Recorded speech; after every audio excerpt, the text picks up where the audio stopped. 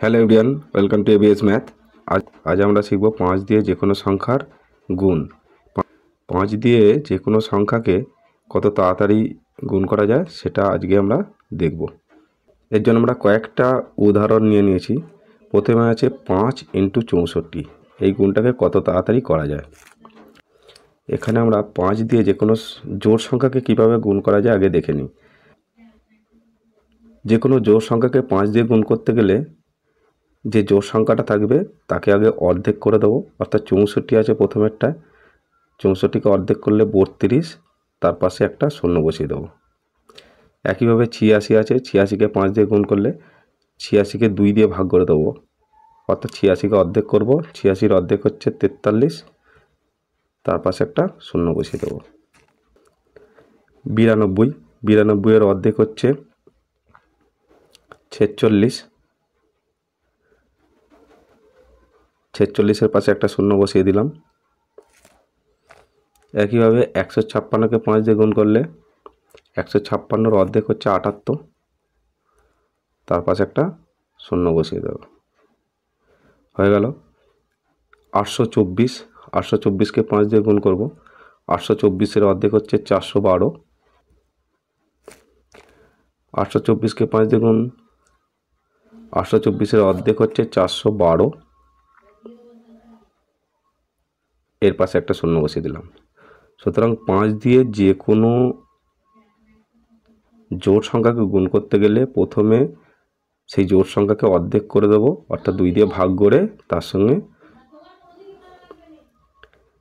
2 দিয়ে ভাগ করব বা অর্ধেক করব, তার পাশে একটা শূন্য বসিয়ে দিলেই যে কোনো জোড় সংখ্যাকে আমরা 5 দিয়ে গুণ করে তার উত্তর পেয়ে যাব। এবার 5 দিয়ে যে কোনো বিজোড় সংখ্যার গুণটা দেখে নিই। আমরা কয়েকটা উদাহরণ নিয়ে নিয়েছি।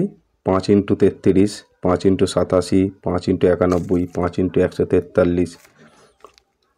এই গুণগুলো হবে, এই যে 5-এর সঙ্গে 33, এটা একটি বিজোড় সংখ্যা।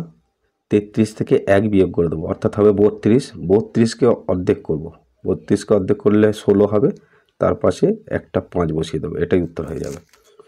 একইভাবে 87 থেকে 1 বিয়োগ করলে 86 হয়। 86-র অর্ধেক 43, 43-এর পাশে একটা 5 বসিয়ে দেবো। সুতরাং 5 × 87 135।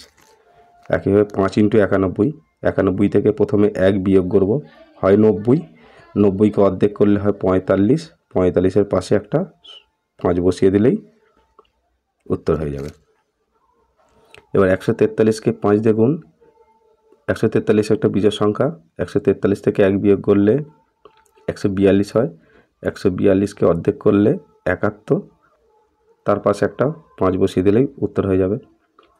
এরপর একটা আছে 821কে 5 দিয়ে গুণ। 821 একটি বিজোড় সংখ্যা। 821 থেকে প্রথমে 1 বিয়োগ করে দিলে আমাদের থাকবে হচ্ছে 820। এই 820কে তাহলে অর্ধেক করব, অর্থাৎ 2 দিয়ে ভাগ করলে আমরা পাবো 410, তার পাশে একটা 5 বসিয়ে দেবো। এইভাবে আমরা 5 দিয়ে যে কোনো জোড় সংখ্যা অথবা বিজোড় সংখ্যাকে গুণ করতে পারি। জোড় সংখ্যাকে গুণ করলে যে জোড় সংখ্যাটা থাকবে তাকে অর্ধেক করব, অর্ধেক করে পাশে একটা শূন্য বসিয়ে দেবো। আর বিজোড় সংখ্যাকে গুণ করলে সেই বিজোড় সংখ্যা থেকে প্রথমে 1 বিয়োগ করব, তাকে অর্ধেক করে পাশে একটা 5 বসিয়ে দেবো। ভিডিওটি খুব ছোট ছিল, ভালো লাগলে অবশ্যই লাইক, শেয়ার এবং সাবস্ক্রাইব করবেন। ভিডিওটি দেখার জন্য অসংখ্য ধন্যবাদ।